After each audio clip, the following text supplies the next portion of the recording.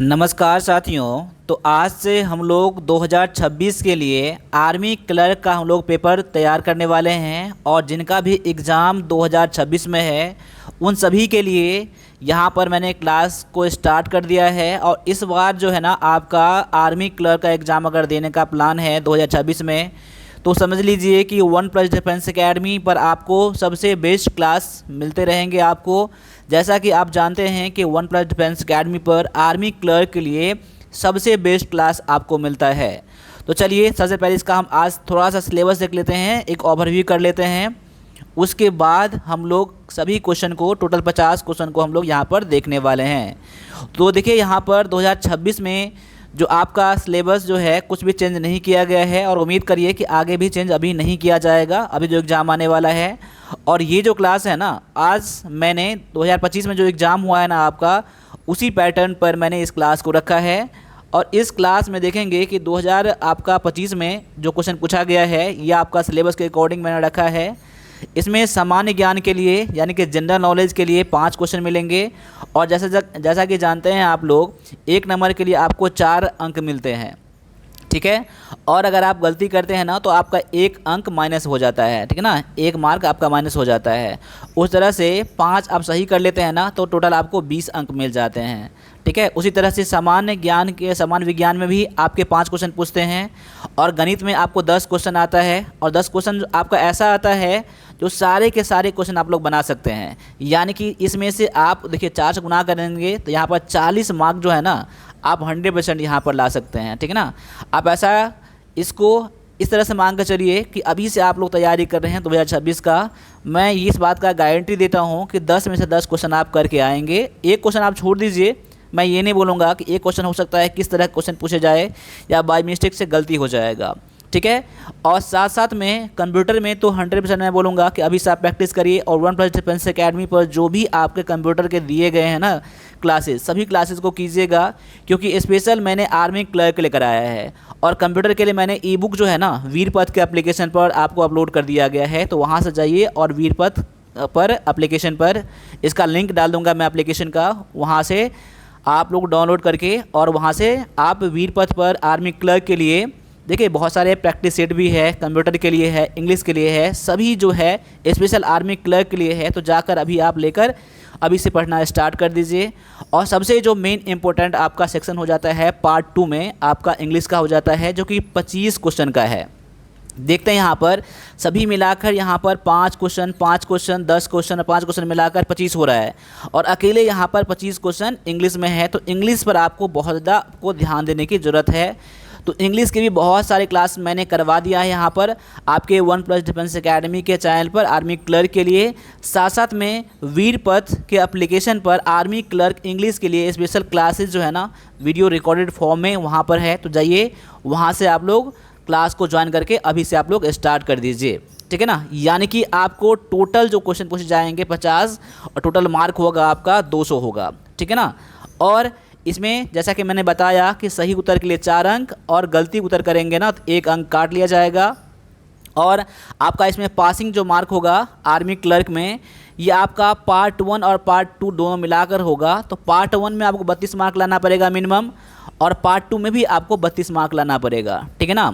तभी जाकर आपका रिजल्ट बनेगा, कम से कम इतना आपको मार्क लाना पड़ेगा, ठीक है ना। और कुल मार्क की बात करूं तो यहाँ पर 80 मार्क कम से कम लाना पड़ेगा, तो आपका रिजल्ट आ सकता है। अब देखिए मेरिट तो आपका इस पर नहीं बनता है, इससे ज़्यादा पर बनता है, लेकिन ये मिनिमम है पासिंग के लिए, ठीक है। तो यानी यहाँ पर मैंने आर्मी क्लर्क का सिलेबस का छोटा सा ओवरव्यू मैंने दे दिया है, ताकि आपको अभी क्लास करने में अच्छा रहेगा और आपका तैयारी करने में अच्छा रहेगा। तो चलिए स्टार्ट करते हैं आज के पहले क्वेश्चन से। तो पहला क्वेश्चन पार्ट 1 में भाग 1 में 25 क्वेश्चन रहने वाला है जीके जीएस मैथ और कंप्यूटर का। उसमें से 5 क्वेश्चन जो आपका है सामान्य ज्ञान का, वो आपके सामने में यहाँ पर है। तो देखिए सबसे पहला जो क्वेश्चन आज का है, भारत के किस राज्य की तटरेखा सबसे लंबी है? कौन से राज्य का तटरेखा मतलब जो जानते हैं ना कि जहाँ समुद्र के किनारे वाला जो स्टेट होता है ना, सबसे तटरेखा जो है ना भारत का कौन से राज्य में है? तो यहाँ पर ये क्वेश्चन जो है ना आप एग्ज़ाम में पूछे गए हैं आर्मी क्लर्क में ही, तो हूबहू मैंने आपको यहाँ पर रखा है इस क्वेश्चन को। तो देख लीजिए इसका आंसर क्या आपका लिए हो जाता है। तो इसका आंसर जो आपका है ऑप्शन नंबर बी में गुजरात जो है ना आपका यहाँ पर आंसर हो जाता है। सबसे बड़ी तटरेखा वाला राज्य कौन सा है, तो गुजरात है, ठीक है ना। करीब करीब कह सकते हो कि 1600 किलोमीटर लंबा यहाँ पर तटरेखा यहाँ पर गुजरात में है। अगर मैं दूसरे नंबर की बात करूँ तो दूसरे नंबर में जो आपका है तमिलनाडु है। दूसरे नंबर पर तमिलनाडु है जो सबसे लंबी तटरेखा वाला राज्यों में दूसरे नंबर पर आता है। उसे अगर तीसरे नंबर बात करूँ, तीसरे नंबर में आपका हो जाता है ये आंध्र प्रदेश, और चौथे नंबर पर क्या आता है आपका महाराष्ट्र होता है। तो यहाँ पर आप एक नंबर के ही क्वेश्चन आप एग्ज़ाम में आते हैं, बहुत से बहुत 2 या 3 याद कर लीजिएगा, 3 वाले कभी नहीं आएंगे। अगर हो सकता है कि दूसरा सबसे बड़ा राज्य कौन सा है, तो आप तमिलनाडु वहाँ पर करके आपको आना है, ठीक है। देखिए यहाँ पर अगले क्वेश्चन को देखते हैं। यहाँ पर क्वेश्चन क्या है, ये आपका बुक एंड ऑथर से क्वेश्चन आपके लिए है। यहाँ पर है कि the test of my life, the test of my life जो पुस्तक है ना, ये कौन से भारतीय क्रिकेटर की आत्मकथा है। The test of my life, देखिए बुक के बारे में एक क्वेश्चन आने का संभावनाएं आप एग्जाम में होता है स्टैटिक जीके के अंदर में, ठीक है ना। तो इस बार मैं हर एक क्लास करवाऊंगा जीके के लिए, ठीक है ना, मैथ के लिए, ठीक है ना, इंग्लिश के लिए, कंप्यूटर के लिए। तो आप यहाँ पर सभी क्लास को देखने के लिए ना हमारा यूट्यूब चैनल को जरूर आप सब्सक्राइब कर लीजिएगा अगर पहली बार हैं तो। और लाइक करने से ये होता है कि हम लोगों का मोटिवेशन बढ़ता है, ताकि हम लोग को लगता है कि मैं आपको थोड़ा सा हेल्प कर पाता हूँ। देखिए यहाँ पर इसका आंसर हो जाएगा ऑप्शन नंबर बी हो जाएगा। क्या हो जाएगा, ऑप्शन नंबर बी हो जाएगा। युवराज सिंह का ये आत्मकथा है the test of my life. अब देखिए यहाँ पर युवराज सिंह के बारे में, यहाँ पर उसके कैरियर के बारे में दिया है गया है, और उनको जो कैंसर हो गया था ना, और कैंसर होने के बाद जो फिर से वापसी किया था इंडियन क्रिकेट में टीम में, ठीक है ना, उसका ये उसमें कहानी उसका आत्मकथा में बताया गया है। यानी कह सकता हूँ कि इसका आंसर क्या है, ऑप्शन नंबर बी। और मैं उम्मीद करता हूँ कि इसका आंसर आपको पता होगा। नहीं पता होगा तो मैं उम्मीद करूँगा कि मेरा क्लास जो होता है ना डेली आपको 10 बजे मिलता है, ठीक है ना। तो आप नोटबुक लेकर बैठा करिए और नोट बनाते रहिए, ठीक है ना। एक पॉइंट देख लीजिए यहाँ पर सचिन तेंदुलकर के बारे में, इनका भी एक आत्मकथा है। उनका नाम क्या है, तो उनका नाम है प्लेइंग एट माई वे। क्या है, प्लेइंग एट नहीं है, इट है, ठीक है ना, प्लेइंग इट माई वे है। तो ये जो है उनका आत्मकथा है प्लेइंग इट माई वे, याद कर लीजिएगा। और युवराज सिंह का तो मैंने बोल दिया the test of my life है, ठीक है। चलिए अगले क्वेश्चन को देखते हैं। यहाँ पर अगला क्वेश्चन में दिया गया है कि भारतीय संविधान के किस अनुच्छेद में अस्पृश्यता का अंत का प्रावधान है। यानी कि कौन से अनुच्छेद में ये दिया गया है। देखिए अस्पृश्यता मतलब क्या होता है, अस्पृश्यता मतलब होता है क्या, अछूत, यानी छुआछूत, छुआछूत का अंत, ऐसा बोलते हैं ना। यहाँ पर छुआछूत का अंत जो है ना, ये कौन से अनुच्छेद में बताया गया है, ये आपका बताया गया है अनुच्छेद 17 में बताया गया है। देखिए यहाँ पर छुआछूत क्या होता है ना, देखिए हमारे समाज में पहले के टाइम में, अभी के टाइम में कहीं ना कहीं पर आपको देखने के लिए मिल जाएगा। वहाँ पर क्या उनके जाति के या उनका जो व्यवसाय है ना, पुराना जो उनका पारंपरिक व्यवसाय होता है ना, उसके आधार पर उसको घृणा किया जाता है, ठीक है, समाज के अन्य वर्गों के द्वारा, ठीक है ना। छुआछूत या बोलता है कि अछूत है, वो अशुद्ध माना जाता है, ठीक है ना। या उसे क्या शारीरिक दूरी बनाते हैं, या कोई सार्वजनिक स्थान जो होता है ना, कोई ऐसा मंदिर ऐसा, वहाँ पर जाने आने का वहाँ पर थोड़ा मना कर दिया जाता है, ठीक है ना। तो ये अनुच्छेद किस में है, 17 में बताया गया है। तो ऑप्शन नंबर आपका ए जो है ना यहाँ पर आपका आंसर हो जाता है। आगे है कि पानीपत का तीसरा युद्ध किस वर्ष लड़ा गया था। तो कि पानीपत के बारे में आप लोग याद कर लीजिएगा, ठीक है ना। पानीपत का जो 3 युद्ध हुआ था ना, तीनों युद्ध के बारे में आप लोग याद कर लीजिएगा। और तीनों युद्ध जो है ना आप एग्ज़ाम के लिए बहुत ज़्यादा इंपॉर्टेंट पॉइंट हो जाता है। इसमें याद क्या करना है आपको, सबसे पहला तो आप ईयर याद कर लीजिए, पहला युद्ध, दूसरा युद्ध और तीसरा युद्ध कब हुआ था, और ये किसके बीच में हुआ था, और ये किसके बीच में हुआ था, ये भी आप लोगों को पता होना चाहिए। देखिए यहाँ पर इसका आंसर पहले क्या है, पहले वो देख लीजिए। देखिए यहाँ पर तो पानीपत का जो आपका तीसरा युद्ध जो हुआ था ना, ये हुआ था 1700 किस में हुआ था, 1761 में हुआ था। ऑप्शन नंबर ये बी में दिया गया है, ठीक है ना, ऑप्शन नंबर बी में। यहाँ पर पानीपत का तीसरा युद्ध किस में है, तो 1761 में है। और ये किसके बीच में हुआ था, तो यहाँ पर मैं लिख भी देता हूँ यहाँ पर किसके बीच में हुआ था। तो पानीपत का तीसरा युद्ध जो हुआ था ये आपका मराठा के बीच में, यहाँ लिख देता हूँ यहाँ पर, मराठा और अफ़गान का राजा था, अफ़गानिस्तान का राजा था कौन, अहमद शाह अब्दाली। यानी कि मैं लिखता हूँ यहाँ पर अहमद शाह अब्दाली। क्या है? अब्दाली, यानी कि अहमद शाह अब्दाली और मराठा के बीच में हुआ था। और पानीपत का अगर पहला युद्ध के बारे में बात करूँ ना, तो पहला युद्ध हुआ था आपका 1526 में हुआ था। कब हुआ था? 1526 में आपका पहला युद्ध हुआ था। यहाँ पर लिख देता हूँ मैं, यहाँ पर पहला युद्ध हुआ था, ठीक है ना। और दूसरा युद्ध हुआ था 1556 में। क्या हुआ था? दूसरा कब हुआ था? 1556 में हुआ था। अब देखिए यहाँ पर, तो पहला युद्ध जो हुआ था किसके बीच में हुआ था? तो पहला युद्ध जो हुआ था ना, ये हुआ था बाबर के बीच में और लोधी वंश के बीच में हुआ था। किस में हुआ था? बाबर और किसके बीच में? लोधी। यहाँ पर कर देता हूँ पर लोधी वंश। क्या है? लोधी वंश। इस युद्ध के बाद क्या हुआ था ना, मुगल साम्राज्य का स्थापना हुआ था और दिल्ली सल्तनत का अंत हुआ था। दिल्ली सल्तनत का अंत हुआ था यहाँ पर, ठीक है ना। तो पहला युद्ध किसके बीच में हुआ था? तो बाबर और लोधी वंश के बीच में हुआ था। और दूसरा युद्ध जो हुआ था ना, ये 1556 ईस्वी में हुआ था, पानीपत का दूसरा युद्ध। और ये किसके बीच में हुआ था? तो ये हुआ था आपका हेमू और अकबर के बीच में। किसके बीच में? हेमू और अकबर के बीच में हुआ था ये पानीपत का दूसरा युद्ध। तो आप तीनों युद्ध को आप लोग ठीक से देख लीजिएगा, ठीक है ना, क्योंकि आपके एग्जाम में ये कई बार पूछे जाते हैं, ठीक है। अब बढ़ते हैं अगले क्वेश्चन पर। अगले क्वेश्चन में क्या दिया गया है कि विश्व व्यापार संगठन WTO वर्ल्ड ट्रेड ऑर्गेनाइजेशन का मुख्यालय कहाँ पर है? तो यहाँ पर जिनको पता है अपना आंसर देख लीजिएगा, जिनको नहीं पता है ना, आप यहाँ पर मैं इसका आंसर बताऊँगा अभी, तो वहाँ पर देख लीजिएगा आपका आंसर क्या यहाँ पर हो जाता है। एक तो WTO है और WHO भी है। क्या है? WHO। देखिए ये भी W से स्टार्ट है, ये भी W से स्टार्ट है, और दोनों का हेडक्वार्टर एक ही जगह पर है। और WHO का हेडक्वार्टर कहाँ पर है? तो यहाँ पर एक WHO का फुल फॉर्म क्या होता है? विश्व स्वास्थ्य संगठन। क्या है? विश्व स्वास्थ्य संगठन। विश्व स्वास्थ्य, ठीक है ना, स्वास्थ्य संगठन याद कर लीजिएगा, यानी कि वर्ल्ड हेल्थ ऑर्गेनाइजेशन, ठीक है ना। दोनों का हेडक्वार्टर एक जगह पर है, तो कहाँ पर है? तो इसका आंसर हो जाएगा ऑप्शन नंबर बी में, जिनेवा में है। जिनेवा आपका आंसर करेक्ट हो जाएगा यहाँ पर। तो यहाँ पर देख लीजिएगा, यहाँ पर थोड़ा सा हो सकता है साउंड का यहाँ पर गड़बड़ी हो गया होगा, ठीक है ना। चलिए अब आगे बढ़ते हैं अगले क्वेश्चन पर। अगला क्वेश्चन में दिया गया आपका यहाँ पर सामान्य विज्ञान से दिया गया है, तो सामान्य विज्ञान से 5 क्वेश्चन आपके लिए मिलेंगे, ठीक है ना। ये कंफर्म फिक्स आपके लिए है, ठीक है ना, ये भी 20 मार्क के होते हैं।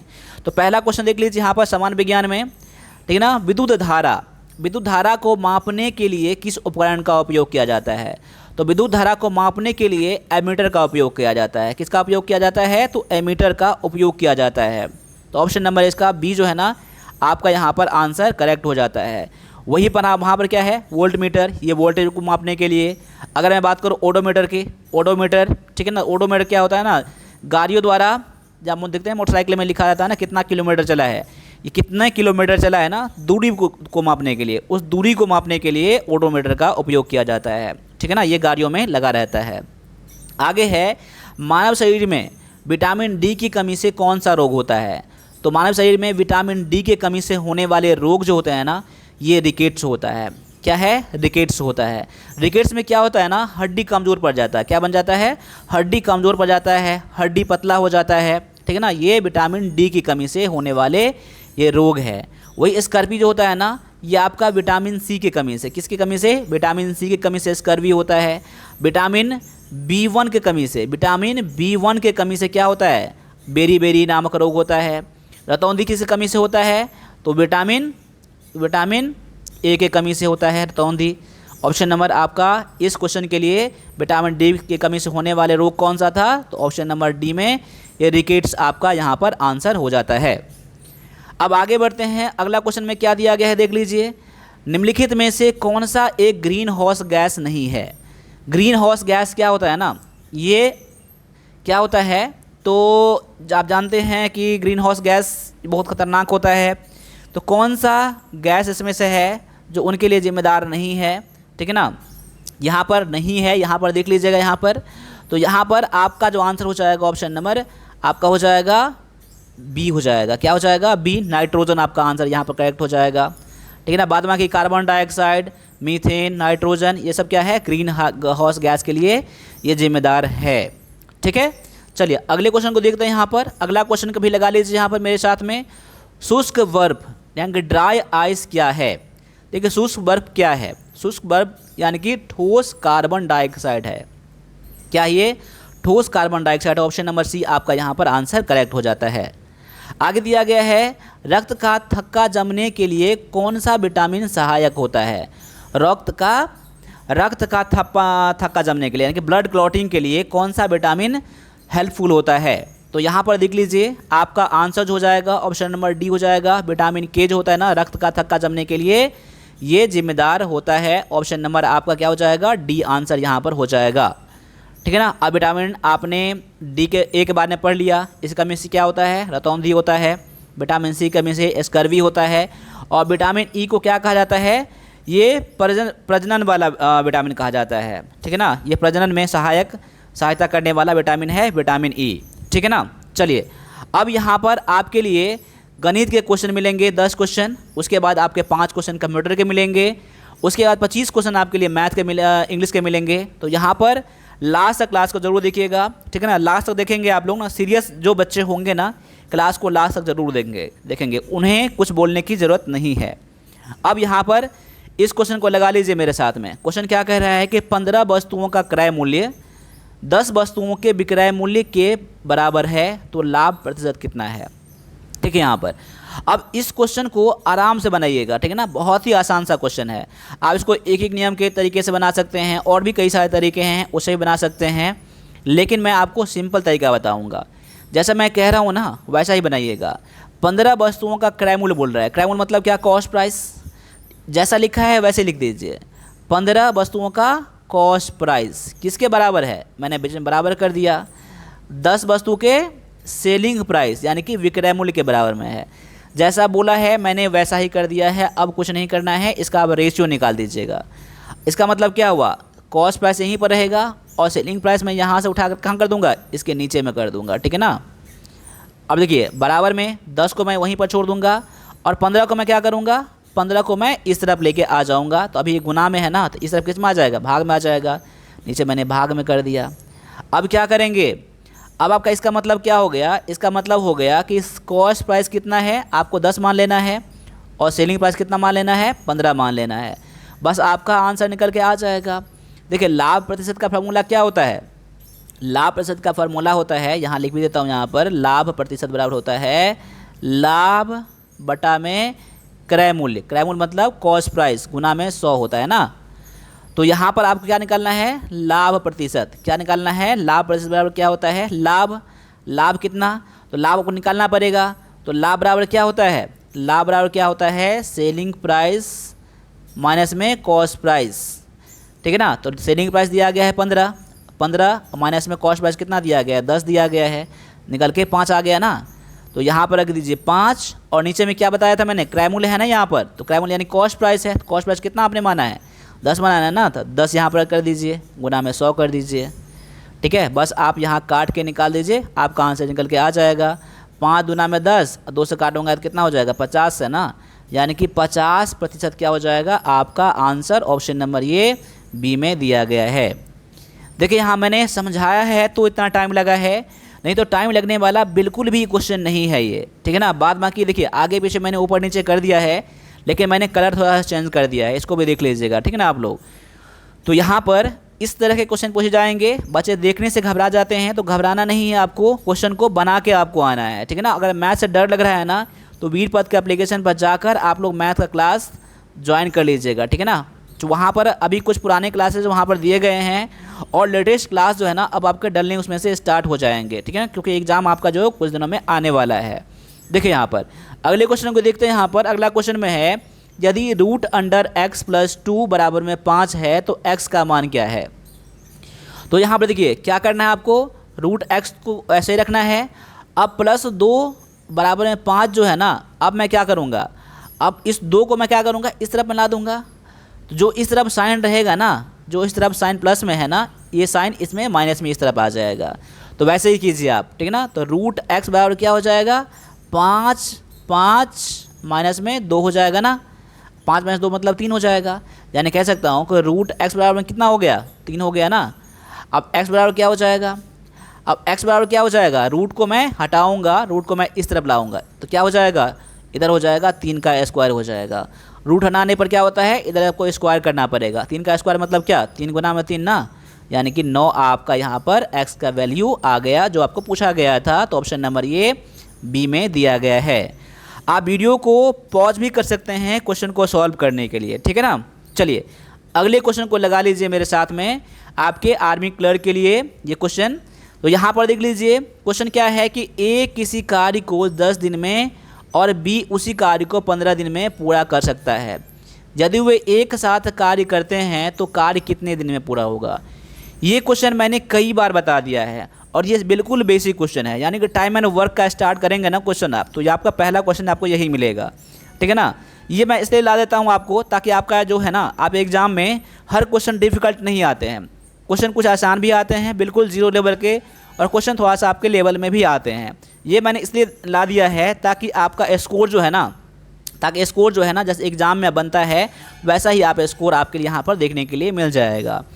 तो यहाँ पर देख लीजिए, तो यहाँ पर ए करता है 10 दिन में और बी कितना दिन में करता है, 15 दिन में। मैंने क्या कहा था, जब ए और बी मिलकर काम करेगा तो क्या करेंगे, दोनों को ऊपर में गुना कर देंगे, दोनों को दिनों का हम गुना कर देंगे और दोनों को नीचे में क्या कर देंगे हम लोग, जोड़ देंगे यहाँ पर। तो कितना बन जाएगा, 10 गुना में 15 बटा में कितना हो जाएगा, 25 हो जाएगा। अब 5 से काट लीजिए, 5 से काटेंगे 5 बन जाए 25, 5 या 15, 5 से काटेंगे कितना बन जाएगा, ये 5 गुना में 10, यानी ऊपर में कितना बच गया, 2 बच गया और 3 बच गया। गुना करने के बाद कितना आ जाएगा, 3 गुना में 6, यानी जब दोनों मिल के काम करेगा तो कितना दिन में कर लेगा, तो 6 दिन में कर लेगा। तो आपका आंसर क्या हो जाएगा यहाँ पर, ऑप्शन नंबर यहाँ पर आपका बी में दिया गया है, ठीक है। अब आगे आ जाइए, अगले क्वेश्चन पे आ जाइए। अगला क्वेश्चन में क्या कह रहा है कि एक आयत की लंबाई और चौड़ाई का अनुपात 5:2 है। यानी कि पहला जो आपका भाग है लंबाई का है और दूसरा भाग चौड़ाई का है। यदि उसका परिमाप 42 सेंटीमीटर है तो उसका लंबाई क्या होगा। देखिए यहाँ पर, अब यहाँ पर आपके क्वेश्चन आ गए मेंसुरेशन के। मेंसुरेशन में मैं हमेशा की तरह कहता हूँ कि मेंसुरेशन का जितना फार्मूला आपका है ना, सभी फार्मूले आपको पता होना चाहिए, तभी आप क्वेश्चन को सॉल्व कर सकते हैं, चाहे कितना भी क्वेश्चन आसान रहेगा ना। अगर आपको फार्मूला नहीं पता है तो आप इसमें कुछ भी नहीं कर पाएंगे, ठीक है। तो देखिए यहाँ पर इसका फार्मूला क्या होता है, आयत का परिमाप का। पहले तो ये मान लीजिए कि लंबाई चौड़ाई का अनुपात दिया है ना 5:2, तो मैं मान लूँगा यहाँ पर, मैं मान क्या लूँगा यहाँ पर, माना लंबाई, क्या मान लूँगा मैं, लंबाई कितना है, तो यहाँ पर 5x है, मैंने मान लिया। और चौड़ाई कितना है, और चौड़ाई कितना है, चौड़ाई मान लूँगा यहाँ पर 2x, ठीक है। अब आयत का परिमाप आपको दिया गया है, मैं यहाँ लिख भी देता हूँ, यहाँ पर आयत का परिमाप, परिमाप कितना दिया गया है, परिमाप दिया गया है 42 सेंटीमीटर दिया गया है। यानी इसका फार्मूला क्या होता है, 2 × में लेंथ यानी कि लंबाई प्लस में चौड़ाई, फार्मूला होता है ना, बराबर में 42। अब देखिए लंबाई आपको दिया है, आपको चौड़ाई दिया गया है, लंबाई 5x है और 2x है, दोनों जुड़ जाएगा यहाँ पर ना, यहाँ कितना हो जाएगा, 5x प्लस में 2x बराबर में 42। अब दोनों को जोड़ूंगा कितना बन जाएगा, 2 गुना में कितना हो जाएगा, तो 7x बराबर में 42। अब यहाँ पर कर लीजिए आगे, आप लोग यहाँ पर कर सकते हैं आराम से, 7 गुना में 14x, 14x बराबर कितना हो जाएगा, 42, और x बराबर क्या हो जाएगा, 42 बटा में 14, काटेंगे कितना बन जाएगा, 3, यानी x बराबर कितना बन गया, 3। x आपने क्या माना था, तो यहाँ पर आप x का वैल्यू पता कर लीजिए। लंबाई बोल रहा है ना, तो लंबाई आपने क्या माना है, यहाँ पर लंबाई आपने माना है 5x, यानी कि लंबाई बराबर में क्या हो जाएगा, लंबाई बराबर हो जाएगा 5x है। तो 5 गुना x का वैल्यू कितना है, x का वैल्यू कितना है, यहाँ 3 आया है ना, तो 5 के बदला में 3 दे दीजिए, 5 या 15 हो जाएगा आपका आंसर।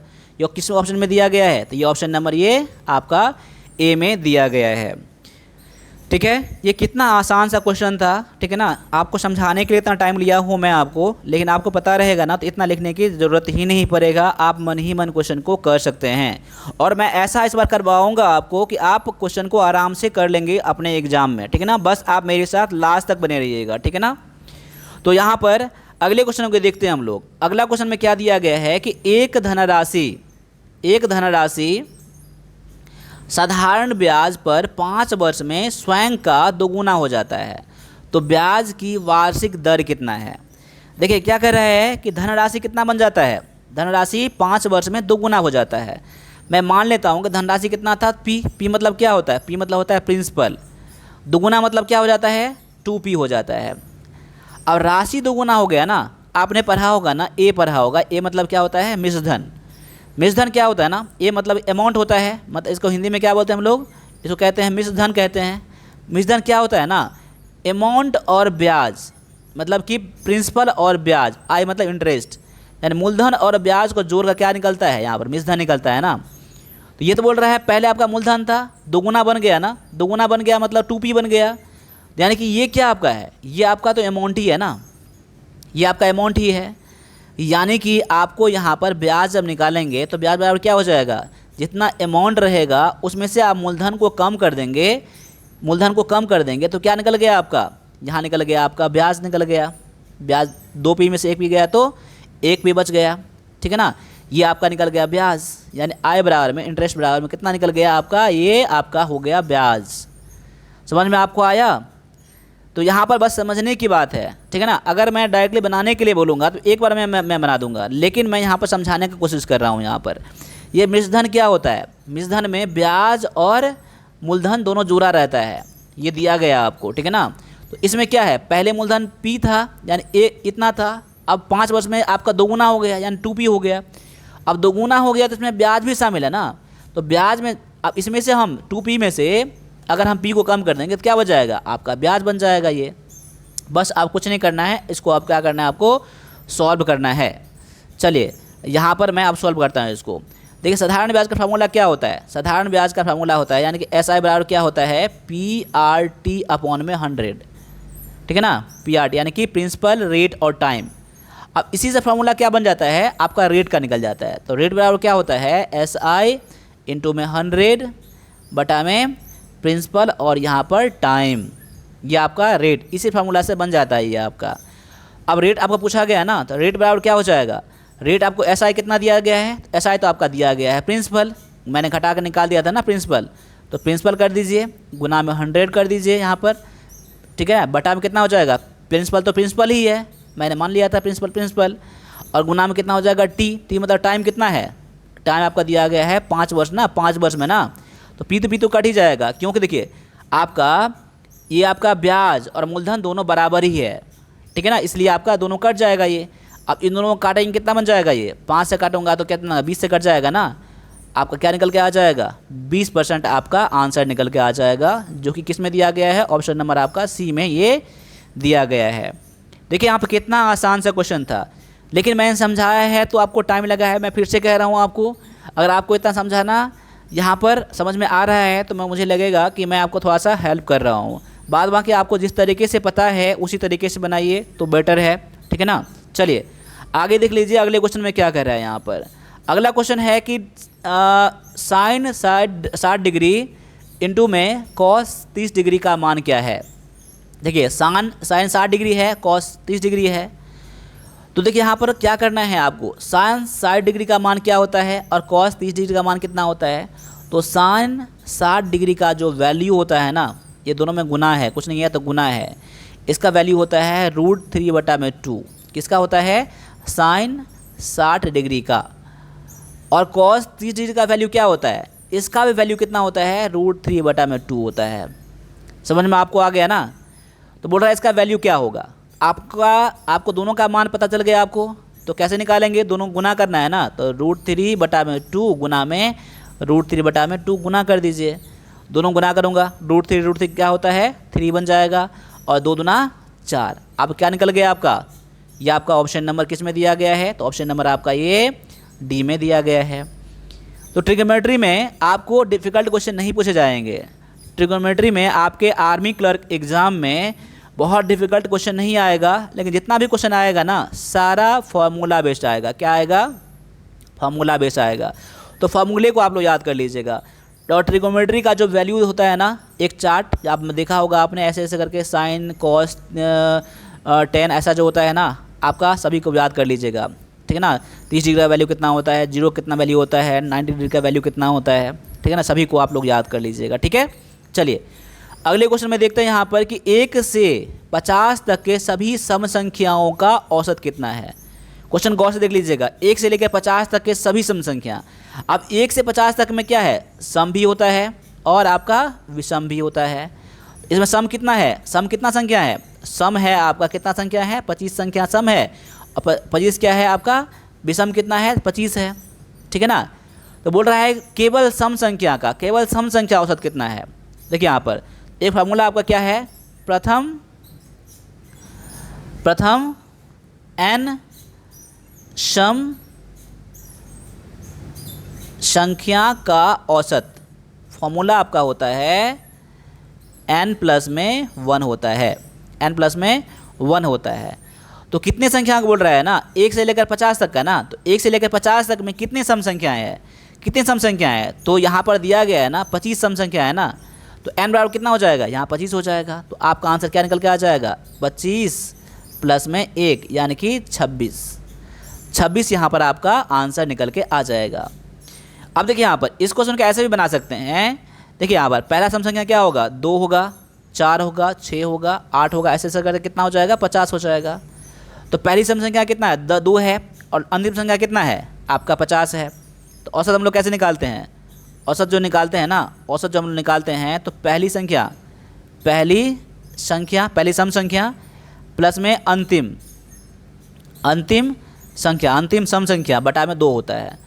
तो यहाँ की पहली सम संख्या 2 है, अंतिम संख्या 50 है, बटा में 2 कर दीजिए, यानी कि 52 बटा में 2 काट के निकालेंगे तो कितना हो जाएगा, तभी 26 आपका हो जाएगा, तभी आपका 26 है। इससे बढ़िया है कि आपको इसी फार्मूले पर आपको जाना है, इसी फार्मूले पर जाना है आपको, इस फार्मूले पर, ठीक है ना। इस फार्मूले को आप लोग क्या कर लीजिएगा, याद कर लीजिएगा। ये फार्मूला आपके लिए बहुत ज़्यादा इम्पोर्टेंट हो जाता है, ठीक है ना, ये फार्मूला। चलिए अगले क्वेश्चन पर आ जाइए। अगला क्वेश्चन में क्या कह रहा है देख लीजिए। क्वेश्चन ये है कि 2 संख्याओं का महत्तम समापवर्तक यानी कि HCF 11 है और उनका लघुत्तम समापवर्त LCM 7700 है। यदि एक संख्या 275 है तो दूसरी संख्या क्या होगा। देखिए HCF LCM में एक फॉर्मूला होता है, पहली संख्या गुना दूसरी संख्या बराबर में HCF गुना LCM दोनों बराबर होता है। तो यहाँ पर दूसरी संख्या का फॉर्मूला क्या हो जाएगा, दूसरी संख्या का फॉर्मूला क्या हो जाएगा, इसका फॉर्मूला हो जाएगा HCF इंटू में LCM बटा में क्या होगा, पहली संख्या, क्या हो जाएगा, एक संख्या या फिर पहली संख्या, एक संख्या या फिर पहली संख्या, ये फार्मूला आपका है। तो यहाँ पर आपको क्या दिया गया है, HCF दिया गया है 11 गुना में LCM दिया गया 7700, ठीक है ना, और आपका एक संख्या कितना दिया गया है, 275 दिया गया है। अब आपको क्या करना है, इसको सॉल्व करना है काट के। अब देखिए यहाँ पर 11 से काटूंगा ना, 11 का 11, 11 दूना में 22, 11 पंजे 55, 25 हो जाएगा। अब 25 से काट दीजिए, इसको काट दीजिए, 25 से काटूंगा इसको, तो 25 या 75 और 0 यहाँ हो जाएगा, 8 हो जाएगा, यानी 308, यानी 308 क्या हो जाएगा, यहाँ पर आपका आंसर निकल के आ जाएगा। इसमें मेन क्या था, आपका फार्मूला था। फार्मूला किससे बनता है पता है आपको ना, फार्मूला बनता है किससे, तो एक मैं लिखा रहा हूँ, यानी कि पहली संख्या गुना में दूसरी संख्या बराबर में HCF इंटू में LCM। इसमें से क्या दिया रहेगा आपको, इसमें से आपको 3 चीज़ दिया रहेगा, कुछ भी इसमें से 3 चीज़ कुछ भी दिया रहेगा आपका। या तो आपको पहली संख्या दिया रहेगा और आपको यहाँ पर HCF LCM दिया रहेगा, तो निकाल लीजिएगा, ठीक है ना। नहीं तो क्या करेगा, आपको यहाँ पर दूसरी संख्या दे देगा और HCF LCM दे देगा, तो आपको पूछेगा पहली संख्या क्या है, आपको ये पूछा जाएगा, ठीक है ना। तो आप इस फार्मूले को देख लीजिएगा, इसी फार्मूले पर आपके एग्जाम में क्वेश्चन आते हैं। चलिए आगे आ जाइए। अगला क्वेश्चन में दिया गया है, यदि एक वृत्त का क्षेत्रफल 154 वर्ग मीटर है तो उसकी परिधि ज्ञात कीजिए। अब यहाँ पर देख लीजिए, आपको क्षेत्रफल दिया गया है कितना, 154 दिया गया है, आपका परिधि बोल रहा है ज्ञात करने के लिए, यानी कि सरकमफ्रेंस बोल रहा है निकालने के लिए। तो यहाँ पर इस क्वेश्चन में आपको इसका 2 फार्मूला पता होना चाहिए वृत्त वाला।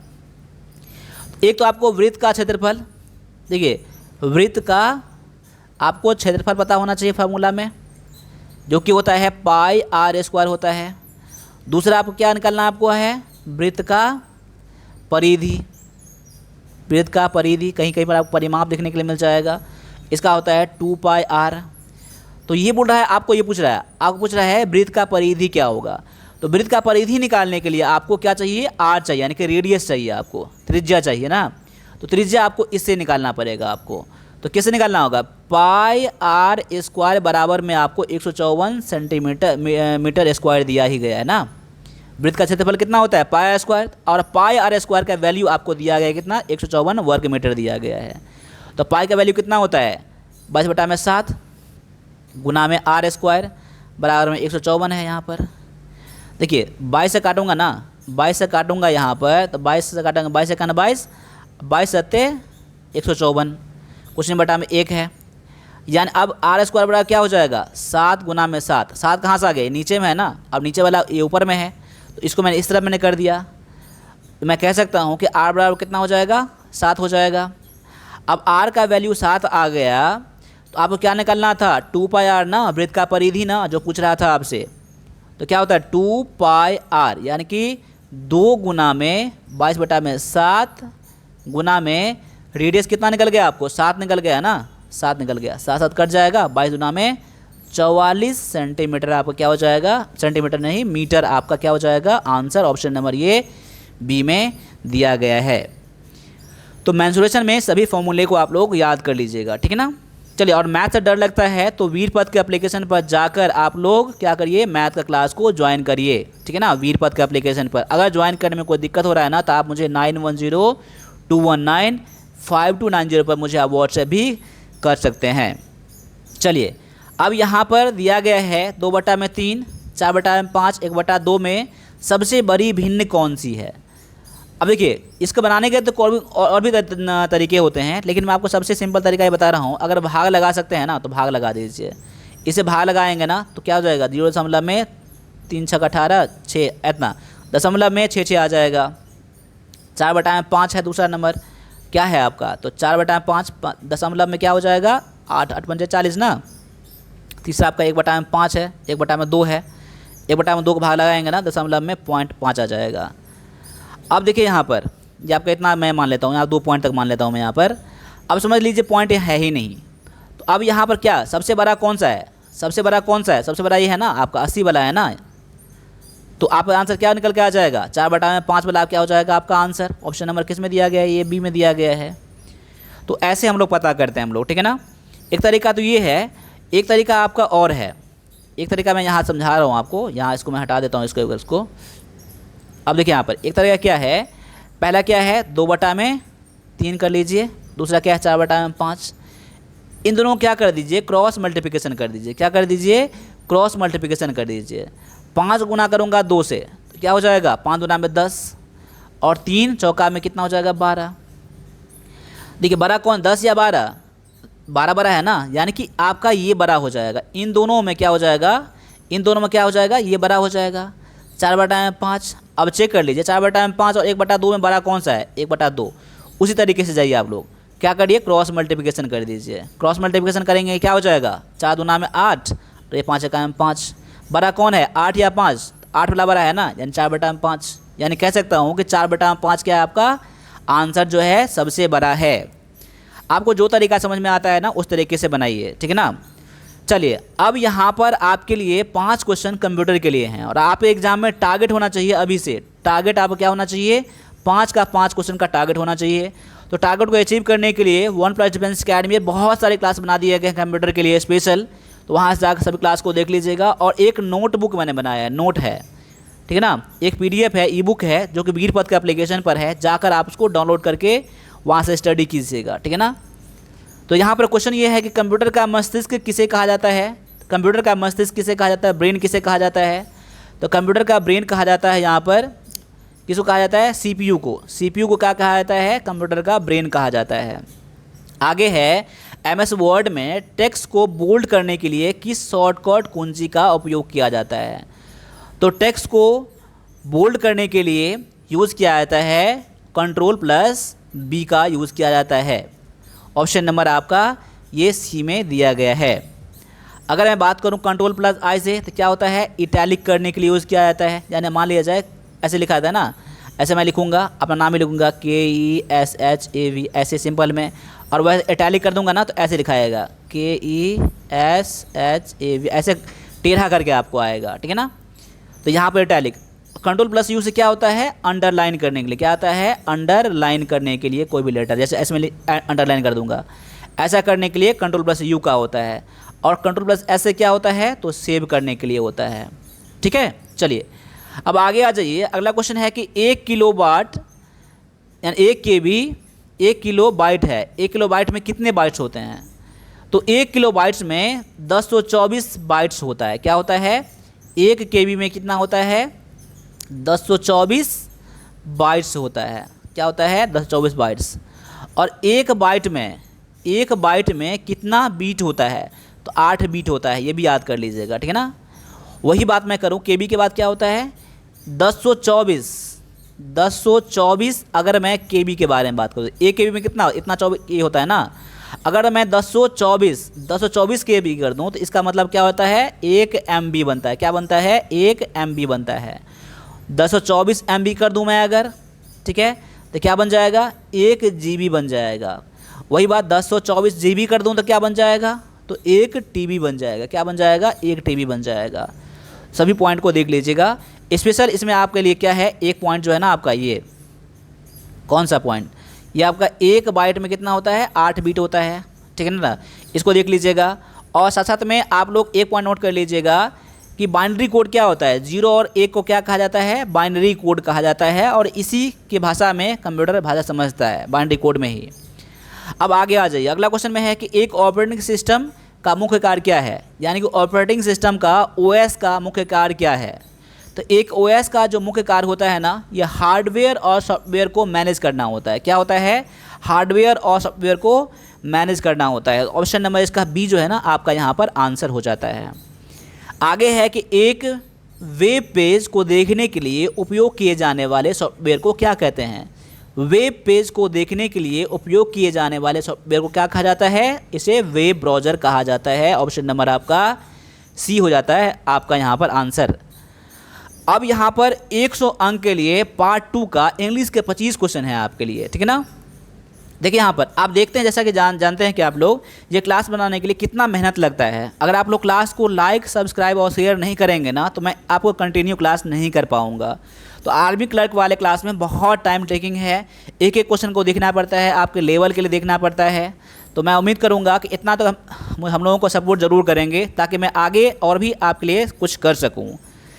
तो यहाँ पर क्वेश्चन में क्या कह रहा है कि choose the most appropriate word to fill in the blank. यहाँ फिल इन द ब्लैंक के लिए आपके लिए एग्जाम में 3 क्वेश्चन कम से कम देखने के लिए मिल जाएंगे। कम से कम मैंने 3 बोला है, आपके लिए 4 भी हो सकता है, 5 भी हो सकता है, ठीक है ना। तो यहाँ पर पहला क्वेश्चन में क्या दिया गया है कि he is very good telling jokes, यानी कि वह जोक्स सुनाने में क्या है, बहुत अच्छा है। तो यहाँ पर गुड के साथ क्या आएगा, तो गुड के साथ क्या आएगा यहाँ पर, गुड के साथ, तो गुड के साथ यहाँ पर आ जाएगा आपका एट आ जाएगा। अब बोलिएगा एट क्यों आएगा, तो क्या होता है गुड एट, कोई चीज़ में कोई स्किल रहता है ना, कोई इसका गुण रहता है ना, या कोई भी एक्टिविटी में अगर वो अच्छा रहता है ना, वो कुशल रहता है। कुशल मतलब कह दूंगा तो आप क्लियर हो जाएगा। कोई एक्टिविटी हो या कोई स्किल हो, उसमें अच्छा रहता है तो हम लोग क्या करते हैं, गुड एट टेलिंग जोक्स सुनाने में अच्छा। वही बात मैं कह दूँ क्या, गुड एट क्या कर दूंगा यहाँ, मैथमेटिक्स क्या कर दूंगा, मैथमेटिक्स कर दूंगा यहाँ पर, मतलब कि वह मैथमेटिक्स में बहुत अच्छा है। या मैं ऐसा कह दूंगा कि यहाँ पर गुड एट सिंगिंग क्या कर दूंगा, यानी कि गाना गाने में अच्छा है, यानी एक्टिविटी उसका क्या है, गाना गाने में अच्छा है। या मैं ये भी कह सकता हूँ यहाँ पर, क्या कह सकता हूँ, good at playing the guitar कह सकता हूँ ना यहाँ पर, गिटार। यानी कोई चीज़ में, कोई कला में अच्छा होना, उसके साथ में गुड एट का यूज़ किया जाता है, ठीक है ना। तो इंग्लिश से डरना नहीं है आपको, इंग्लिश थोड़ा बोरिंग है आप लोगों के लिए, जिनको नहीं पता होगा तो यहाँ पर आपके लिए शॉर्टकट में आपके लिए पॉइंट टू पॉइंट क्लास बना दिया है मैंने आपके आर्मी क्लर्क के लिए। उतना ही पढ़ना है जितना आपके एग्जाम में आ जाएगा। उसके लिए वीरपथ का एप्लीकेशन डाउनलोड करके जरूर आप क्लास ज्वाइन कर लीजिएगा। अभी प्राइस बहुत ही कम है, ठीक है ना।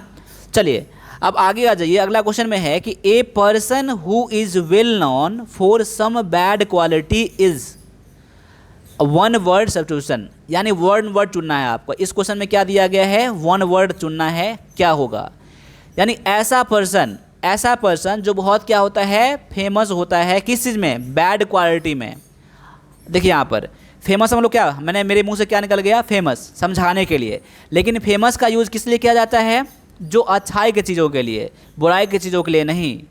बुराई के चीज़ों में उसका बैड हैबिट है या बैड क्वालिटी है, उसके लिए वो जाना जाता है। तो उनके लिए कौन सा वर्ड यूज़ करते हैं, तो उनके लिए हम लोग यूज़ करते हैं, क्या यूज़ करते हैं, नोटोरियस का यूज़ करते हैं। किसका यूज़ करते हैं, नोटोरियस का यूज़ करते हैं। फेमस हम लोग क्या करते हैं, पॉजिटिव के सेंस में क्या होता है, ये वेल नोन होता है, ठीक है ना। और एग्जाम्पलरी मतलब क्या होता है, मतलब क्या बोल रहे हैं, वो उसके तरह देखो, उसका, यानी एक कोई हम किसी का जब एग्जाम्पल लेते हैं ना, वो देखो उसके तरह अच्छा, ठीक है ना। जब हम कोई किसी का एग्जाम्पल लेते हैं तो हम लोग क्या करते हैं, एग्जाम्पलरी का यूज़ करते हैं। आपका ये नहीं होगा, ठीक है ना। इस क्वेश्चन के लिए ये प्रोमिनेंट दिया गया है। प्रोमिनेंट मतलब क्या होता है, ये भी आपका ये कह सकता हूँ कि विख्यात होता है, यानी कि बहुत चर्चित होता है, ठीक है, बहुत चर्चित। यहाँ बोलूँगा कि यहाँ पर रायगढ़ के बारे में बात करूँ अगर, तो रायगढ़ में क्या है कि बंजारी माता का टेम्पल जो है, या बोलूँगा कोणार्क का जो मंदिर है, या महात्मा गांधी है, ये बहुत ही परमानेंट है, यानी बहुत ही विख्यात है, यानी एक गुड सेंस में इसका यूज़ किया जाता है। लेकिन निगेटिव सेंस में क्या यूज़ किया जाता है, नोटोरियस का यूज़ किया जाता है, ठीक है ना। मैं उम्मीद करूँगा कि इसको आप समझे होंगे। अब यहाँ पर अगले क्वेश्चन में दिया गया है द न्यूज़ ट्रू। अब न्यूज़ के साथ क्या यूज़ करेंगे, आर का, इज़ का, वेयर का या हैव का। तो यहाँ पर सभी का आंसर आपको क्या आना चाहिए, इज़ आना चाहिए। देखिए यहाँ पर देखने के लिए क्या है, देखने के लिए न्यूज़ क्या लग रहा है आपका, ये प्लूरल हो सकता है, क्योंकि देखिए न्यूज़ में क्या है, एस लगा है। लेकिन ये हमेशा क्या होता है, हमेशा क्या होता है, तो सिंगुलर होता है। क्या होता है, ये हमेशा ये सिंगुलर होता है। तो उसके साथ हम क्या यूज़ करेंगे, इज़ का यूज़ करेंगे। तो ऑप्शन नंबर क्या हो जाएगा आपका, बी यहाँ पर आंसर है। आगे है यहाँ पर चूज द करेक्ट सिनोनिम्स। अब सिनोनिम्स चुनना है करेक्ट आपका। यहाँ पर है ट्रेमेंडस। अब ट्रेमेंडस के लिए आपका सिनोनिम यानी कि सेम मीनिंग यानी पर्यायवाची शब्द क्या होगा, ठीक है ना। तो यहाँ पर ट्रेमेंडस मतलब क्या होता है, पहले ये देख लीजिए। बाद बाकी एवरेज, ऑर्डिनरी, ह्यूज और स्मॉल में से क्या देंगे, अपना आंसर देख लीजिएगा, मेरे आंसर से मैच करिएगा आप लोग। तो ट्रेमेंडस मतलब क्या होता है, बहुत ही विशाल होता है। क्या होता है, बहुत ही बड़ा होता है। बहुत ही भयानक होता है ना ट्रेमेंडस। तो यहाँ पर ऑप्शन नंबर सी में दिया गया ना, ह्यूज आपका आंसर हो जाएगा। ह्यूज मतलब क्या होता है, विशाल होता है, बहुत बड़ा होता है ना, ये आपका ह्यूज होता है। ऑप्शन नंबर आपका सी यहाँ पर आंसर हो जाएगा सिनोनिम में। अब यहाँ पर अगले क्वेश्चन में दिया गया है आपका फिर से सेंस्योर दिया गया है, सेंस्योर। अब सेंस्योर के लिए क्या करना है, यहाँ पर बता दिया गया था 29 और 30 के लिए क्या पता करना था, आपका सिनोनिम पता करना था ना। तो सेंस्योर के लिए आपको सिनोनिम पता करना पड़ेगा। इसके लिए क्या है, प्रेज, क्रिटिसाइज, सपोर्ट और अप्रूव दिया गया है। तो इसका जो आपका आंसर हो जाएगा, पहले देख लीजिए, अगर पता है तो, नहीं पता है तो मैं हिंदी बताऊंगा, फिर आपको आंसर आसानी हो जाएगा निकालने में। क्या होगा, सेंसर मतलब क्या होता है, सेंसर मतलब होता है निंदा करना। क्या होता है, निंदा करना, किसी के पीठ पीछे क्या बोलना, बुराई करना, क्या होता है, निंदा करना होता है। किसी का आलोचना करते हैं ना, आलोचना करना, आलोचना करना क्या होता है, आलोचना करना क्या होता है, यह आपका सेंस्योर होता है। तो यहाँ पर क्रिटिसाइज क्या हो जाएगा, उसका क्रिटिसाइज क्या हो जाएगा, सिनोनिम हो जाएगा। अब तो आपको क्लियर हो गया होगा कि आपका आंसर यहाँ पर क्या है, ऑप्शन नंबर आपका बी यहाँ पर आंसर हो जाता है। चलिए अब आगे देखते हैं। अगले क्वेश्चन में आपका है कि choose the correct antonym. Antonym मतलब अपोजिट वर्ड। क्या है, अपोजिट वर्ड। अपोजिट वर्ड क्या इसका मीनिंग होगा, अपर्यायवाची शब्द। देखिए वर्चू, वर्चू मतलब क्या होता है पता होगा आपको। यहाँ सुनिए आपका एंटोनिम क्या होगा, ऑनेस्टी, मोरालिटी, वाइस और गुडनेस। तो वर्चू मतलब क्या होता है, गुण होता है। क्या होता है, गुण होता है। गुण मतलब सद्गुण होता है, जो उसका क्वालिटी, जो सदाचार होता है, जिसमें अच्छाई होता है, जिसमें नैतिकता होता है ना, ये उसे वर्चू कहते हैं। तो एंटोनिम में क्या होगा, उसका उल्टा। तो ऑनेस्टी मतलब ईमानदारी, ये होगा नहीं आपका। मोरालिटी मतलब क्या होता है, नैतिकता, अच्छा के सेंस में इसका यूज़ किया जाता है, नहीं होगा। गुडनेस भी नहीं होगा। वाइस जो यहाँ पर है आपका, यहाँ पर आंसर हो जाएगा वाइस। वाइस क्यों हो जाएगा, तो वाइस मतलब वही क्या होता है, वाइस मतलब होता है आपका बुराई होता है। क्या होता है, बुराई। बुराई बोलें या दोष बोलें, ठीक है ना, या अनैतिकता बोलें, उसका आचरण जो बेकार रहता है, तो ये आपका हो जाएगा आंसर यहाँ पर ऑप्शन नंबर सी में। ठीक है, अब यहाँ पर क्वेश्चन नंबर 31 और 32 के लिए भी आपका वही करना था। तो क्वेश्चन नंबर 32 में आ जाइए, फ्लैक्सिबल। तो फ्लैक्सिबल के लिए क्या पता करना है, अपोजिट वर्ड यानी कि एंटोनिम पता करना है। तो फ्लैक्सिबल मतलब क्या होता है, लचीला होता है। क्या होता है, लचीला होता है। लचीला, क्या, लचीला होता है ना फ्लैक्सिबल मतलब। तो यह हो जाएगा इसका अपोजिट में, रिजिड हो जाएगा इसका आंसर। डायरेक्टली मैंने कुछ बोला नहीं है आपको, डायरेक्टली आंसर बता दिया इसका अपोजिट में। तो अब माफ कीजिएगा, यहाँ पर पहले अपना आंसर चेक कर लीजिएगा। जहाँ लगे वीडियो को पॉज करना है, वीडियो को पॉज भी कर सकते हैं, ठीक है ना। बाद बाकी पैलिएबल मतलब क्या होता है, प्लीएबल मतलब क्या होता है, इसका मतलब क्या होता है, आलोचना होता है। मतलब आलोचना नहीं, यहाँ पर माफ कीजिएगा, यहाँ पर लचीला ही होता है। क्या होता है, लचीला, इसका सिनोनिम है। यानी कि इसका फ्लेक्सिबल ही इसको बोलेंगे, क्या बोलेंगे हम लोग, फ्लेक्सिबल ही हम लोग बोलेंगे इसको, ठीक है ना। एडेप्टेबल मतलब क्या, अपनाने योग्य होता है। सॉफ्ट मतलब नरम होता है। तो यहाँ पर आपका आंसर क्या था, यहाँ पर ऑप्शन नंबर यहाँ पर ए था। ठीक है, चलिए अब आगे आ जाइए। अगला क्वेश्चन में क्या कह रहा है देख लीजिए। क्वेश्चन नंबर आपका 33 से लेकर 35 तक याद कर लीजिएगा। क्वेश्चन नंबर 33 से 35 तक क्या पता करना है, option which best express the meaning, idiom phrase. Idiom phrase का जो एक्सप्रेस करेगा बेस्ट मीनिंग, वही आपको यहाँ चुनना है आपके आंसर में। अब यहाँ देख लीजिए, टू एंड इन स्मोक, यानी कि एंड क्या है, स्मोक में। इसका मीनिंग निकालने का थोड़ा कोशिश करिएगा, फिर आपका आंसर निकल के आ जाएगा। मतलब अंत क्या है, अंत मतलब धुआं में। मतलब क्या होता है, धुआं में कुछ भी नहीं होता है ना, कुछ भी धुआं की तरह कुछ भी नहीं होता है। यानी एंड जो है ना, यानी रिजल्ट, जो रिजल्ट क्या होगा, रिजल्ट इसका कुछ भी नहीं होगा। इस सेंस में इसका यूज़ किया जाता है। यानी अब देखते हैं, टू सेव, सब सेव वाला भी नहीं आएगा। अचीव सक्सेस, सक्सेस वाला नहीं आएगा। To come to nothing, last में कुछ भी नहीं मिलना, लास्ट में कुछ भी नहीं मिलना क्या हो जाएगा आपका, यानी कि टू एंड इन स्मोक। क्या हो जाएगा, टू एंड इन स्मोक। इसको मैं थोड़ा सा क्लियर कर देता हूँ, यहाँ पर थोड़ा साफ साफ दिख जाएगा आप लोगों के लिए। क्या हो जाएगा, टू एंड इन स्मोक हो जाएगा आपका यहाँ पर ऑप्शन नंबर सी में, टू कम टू नथिंग।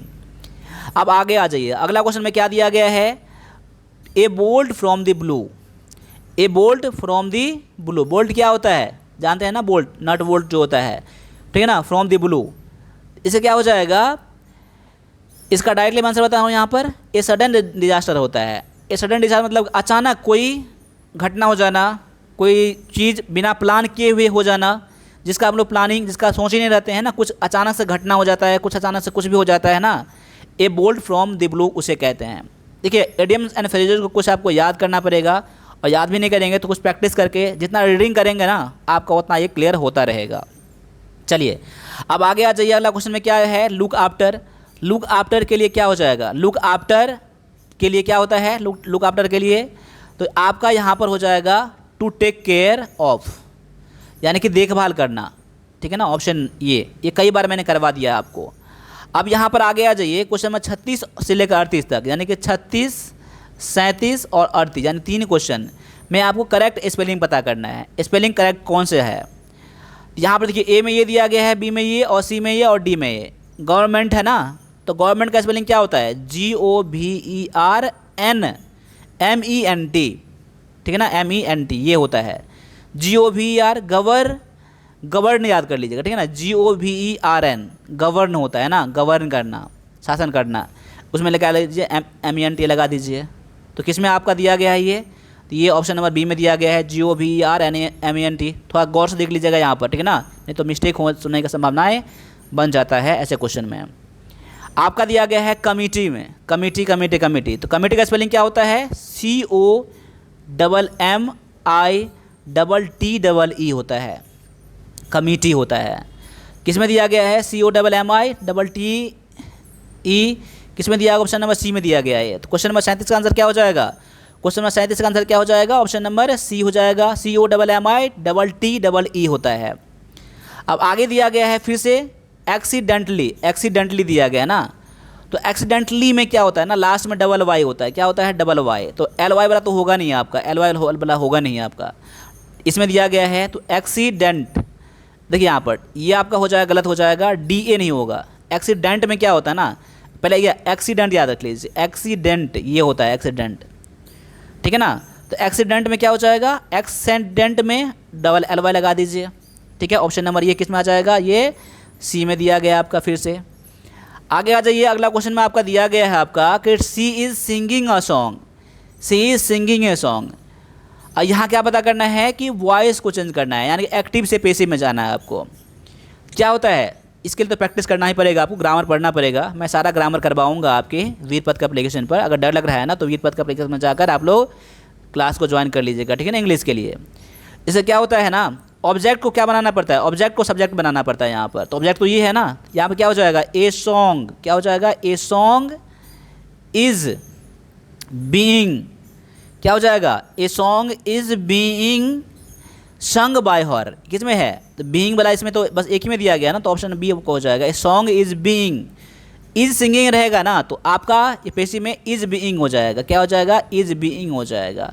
तो इज़ बीइंग वाला तो बस एक इसमें दिया था, डायरेक्टली मैं इसका आंसर कर दिया मैं ऑप्शन नंबर बी में। अब अगले क्वेश्चन को भी लगा लीजिए यहाँ पर, फिर से वही है कि हु ब्रोक द विंडो।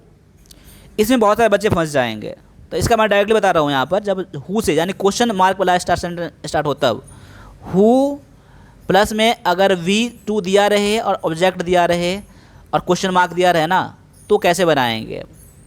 तो उस कंडीशन में मैं बता रहा हूँ आपको, बाय होम कर दीजिएगा, क्या कर दीजिएगा, बाय होम कर दीजिएगा, ठीक है ना। बाय होम प्लस में वाज या फिर वेयर करिएगा, ठीक है ना, वाज या वेयर प्लस में ऑब्जेक्ट करिएगा, प्लस में V3 करिएगा यहाँ पर, ये याद रख लीजिएगा। मैं फिर उसको यहाँ पर लिख देना हूँ, यहाँ पर बाय होम कर दीजिएगा, बाय होम प्लस में वाज या फिर वर कर दीजिएगा, प्लस में ऑब्जेक्ट कर दीजिएगा, प्लस में V3 कर दीजिएगा, ठीक है ना। यहाँ किस में दिया गया है, by whom, by whom, by whom, ये आपका दो ऑप्शन तो कट ही जाएगा, ये होगा नहीं। बाय होम के बाद क्या है, वाज चाहे वेयर ना, तो वाज ये बनाया जाएगा, ये आपका द दिया गया, ये आपका होगा नहीं। ऑप्शन नंबर ए में by whom was the window broken, किसके द्वारा ये विंडो तोड़ा गया है। अगले क्वेश्चन में आ जाइए, चेंज द नरेशन, नरेशन के भी क्वेश्चन आपके एक क्वेश्चन कम से कम एग्जाम आने की संभावनाएं बनता है। अब क्या है कि he said to me I am going to the market, दो क्वेश्चन आपके लिए यहाँ पर है। ही सेड टू मी यानी उनके बातों को सेम टू सेम लिखना, डायरेक्ट स्पीच है आपका, इनडायरेक्ट मतलब आपको चेंज करना है आपको, इनडायरेक्ट में, डायरेक्ट में दिया गया है तो इनडायरेक्ट में चेंज करना है आपको। ही सेड टू मी क्या हो जाएगा, he told me, said to me की मतलब क्या हो जाएगा, सेड टू मी मतलब इसको किस में चेंज करना है, टोल्ड मी, क्या हो जाएगा, टोल्ड मी में चेंज करना है, यानी कि ही टोल्ड मी क्या हो जाएगा, ही टोल्ड मी हो जाएगा, किस में दिया गया, ही टोल्ड मी, ये आपका होगा नहीं, आपका ये होगा नहीं, ठीक है, यानी दो में से आपका एक। उसके बाद क्या हो जाएगा, I am going to the, मैं मार्केट जा रहा था ना, यानी उसने कहा, उसने क्या कहा था, उसने अपनी बात, उनके बातों को डायरेक्टली कहना, डायरेक्ट स्पीच होता है, यानी उसने कहा कि मैं मार्केट जा रही हूँ, ठीक है ना, मैं मार्केट जा रहा हूँ, लेकिन अब उनके बातों को मैं कह रहा हूँ। उसने क्या कहा, उसने कहा कि वह मार्केट जा रहा था, क्या हो जाएगा, वह मार्केट, मैं उनके बातों को अब मैं कह रहा हूँ कि उसने कहा कि मैं मार्केट जा रहा हूँ, तो यहाँ पर ही टोल्ड मी के बाद क्या हो जाएगा, that he was going to market, he was going to market, इसमें दिया है ना, he was going to market, option number A हो जाएगा। आई वाज तो होगा नहीं, ये तो आपका डायरेक्ट होगा नहीं, इनडायरेक्ट में आपका आएगा नहीं। इनडायरेक्ट में आपका आई किस में चेंज हो जाता है, आई चेंज हो जाता है, ही में चेंज हो जाता है। देखिए जिनको थोड़ा बहुत समझ में आया होगा आंसर कर लिए होंगे, जिनको आपने नहीं पढ़ा होगा ना, आपको नहीं बना सकते हैं इस क्वेश्चन को, ठीक है ना। बाद बाकी जैसे हमने बताया वैसे समझ लीजिए। टोल्ड सेड टू मी को किस में बदलना है, तो टोल्ड में बदलना है, टोल्ड मी में बदलना है आपको, ठीक है ना। और डैट लगा देना है आपको, डैट मैंने लगा दिया यहाँ पर, डैट लगा दिया यहाँ पर। और आई किस में चेंज, आई किस में हो जाएगा, ही में चेंज हो जाएगा, इनडायरेक्ट में, ठीक है। अब आगे आ जाइए, अगला क्वेश्चन में है, he asked are you writing a letter, ये क्वेश्चन मार्क वाला सेंटेंस है, इसमें थोड़ा ध्यान से बनाइएगा। देखिए सी आस्क्ड, उसने मुझसे पूछा, उसने मुझे कहा, ठीक है ना। आर यू, क्या आप लेटर लिख सकते हैं।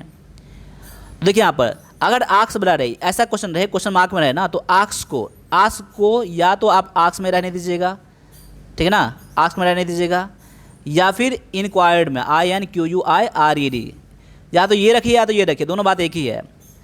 तो आप देखिए जो इसमें सब में तो आस्क दिया गया है ना, तो रहने दीजिए, सी आस्क तो होगा ही आपका। उसके बाद जब क्वेश्चन मार्क वाला सेंटेंस रहेगा तो उसमें क्या कर लीजिएगा, या तो इफ़ रखिएगा या फिर इसको वेदर कर दीजिएगा, इफ़ या वेदर, इफ़ या वेदर सब में दिया गया है ना, तो ये तो आपका होगा नहीं, क्योंकि सी आस्क्ड मी वाज ये आपका होगा नहीं, ये तो पहले काट दीजिए आप, ठीक है ना। तो सी आस्क्ड मी क्या हो जाएगा, सी आस्क्ड मी। उसके बाद क्या करेंगे, तो इफ़ या वेदर का यूज़ करेंगे, तो इफ़ या वेदर तो यहाँ पर दिया ही गया है, इफ़ या वेदर तो दिया ही गया है, ठीक है ना। उसके बाद क्या करेंगे, उसके बाद आप क्या कर देंगे, आई क्या हो जाएगा, यू किस में चेंज हो जाएगा, आई में चेंज हो जाएगा। If I was writing letter, if I was writing letter, क्या मैं ये लेटर लिख सकता हूँ, तो आपका ऑप्शन नंबर आपका ए हो जाएगा यहाँ पर आंसर, ठीक है ना। चलिए, लिख सकता था, ये पास्ट टेंस चला जाएगा ना। अब यहाँ पर देखिए ऑप्शन नंबर यहाँ पर 43 और 45, यानी 43, 44 और 45 में क्या करना है, आपको यहाँ पर पार्ट ऑफ स्पीच बताना है, जिसमें अंडरलाइन दिया रहे ना कौन सा पार्ट ऑफ स्पीच है। जैसा कि देखिए पहला क्वेश्चन में है कि he is a fast runner, देखिए फास्ट रनर है, तो फास्ट जो है ना यहाँ पर क्या है, कौन सा है, एडवर्ब है, एडजेक्टिव है, नॉन है या वर्ब है। तो फास्ट क्या बता रहा है, यहाँ रनर क्या है, रनर एक नॉन है, तो नॉन का विशेषता क्या है, बताता है एक एडजेक्टिव बताया ना, एडजेक्टिव बताता है, क्या बताता है, एडजेक्टिव बताता है। तो रनर कौन बता रहा है, फास्ट, तो फास्ट क्या बन जाएगा, एडजेक्टिव, रनर नॉन है, तो नॉन के बारे में जो बताता है ना वो एडजेक्टिव कहलाता है। चलिए आगे दिया गया है, पेशेंटली दिया गया है, तो he waited patiently for his return, वह अपनी बारी के लिए, वो अपने बारी के लिए ध्यान, मतलब कि पेशेंटली मतलब क्या होता है, पेशेंस से, पेशेंस से, पेशेंस मतलब क्या होता है, धैर्यपूर्वक इंतजार करता रहा। ये किसके लिए क्या है, कैसे इंतजार किया है, कैसे इंतजार किया है, पेशेंटली ना, ये वर्ब के बारे में बता रहा है ना, ये वर्ब का ये है, वर्ब के बारे को बता रहा है, वर्ब कैसा, कैसे वेट किया, पेशेंटली ना, धैर्यपूर्वक वेट किया ना, इसके बारे में बता रहा है ना। जो वर्ब के बारे में क्वालिफाई करता बताता है ना, उसे एडवर्ब कहते हैं, क्या कहते हैं, एडवर्ब कहते हैं। यहाँ पर भी ए हो जाएगा आपका आंसर। अगले क्वेश्चन में आपका दिया गया है, ओह वाट अ प्लेजेंट सरप्राइज, वो क्या बता रहा है, सडन कुछ कुछ बता रहा है ना, वो क्या होता है, ये आपका विस्मयादि बोधक सेंटेंस में आ जाता है आपका, ठीक है ना, ये इंटरजेक्शन में आपका आ जाता है। ओह, ठीक है, जैसे क्या उल्लास कहते हैं, अचानक से कोई अपना भावना बताने रहते हैं, ओह वाओ, ऐसा हम लोग बोलते हैं ना, तो यहाँ पर वो इंटरजेक्शन में आपका आ जाता है, तो यहाँ पर ऑप्शन नंबर सी हो जाएगा। अब आगे यहाँ दिया गया है, पैसेज दिया गया है, देखिए पैसेज मैं अभी यहाँ नहीं करवाऊँगा, ठीक है ना, पैसेज बहुत लेंदी हो जाता है आपके लिए, क्लास वैसे पर बहुत लेंदी हो गया है। मैं कोशिश करूँगा कि आप लोग सभी लोग वीरपद के एप्लीकेशन पर आप लोग क्लास ज्वाइन करिए, थोड़ा बहुत पैसा खर्चा कर लीजिए, अगर आर्मी में आपको आना है तो थोड़ा बहुत पैसा तो खर्चा कर ही सकते हैं। क्लास ज्वाइन करने में या टेस्ट ज्वाइन करने में आपको दिक्कत हो रहा है ना, तो आप 9102195290 पर मुझे व्हाट्सएप भी कर दीजिएगा, ठीक है ना। तो मिलते हैं अगले क्लास में, तब तक सभी से फिर से जय हिंद, जय भारत।